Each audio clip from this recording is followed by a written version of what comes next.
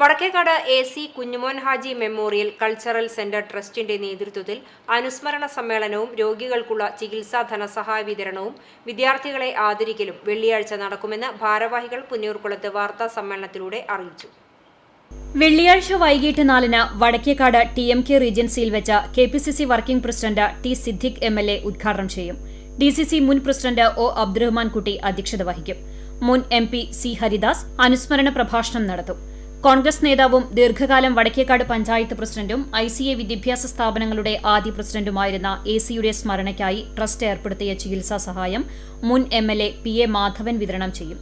വിവിധ പരീക്ഷകളിൽ ഉന്നത വിജയം നേടിയ വിദ്യാർത്ഥികളെ മുൻ MLA TV ചന്ദ്രമോഹൻ ആദരിക്കും.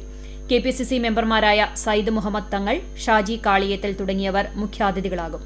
വാർത്താ സമ്മേളനത്തിൽ ഭാരവാഹികളായ president Vayleri Gopalakrishnan, general secretary OM Muhammad Ali Haji, treasurer Kottayil Kunjumon Haji, secretary Khalid Kottayil എന്നിവർ പങ്കെടുത്തു. CCTV news Punnayurkulam.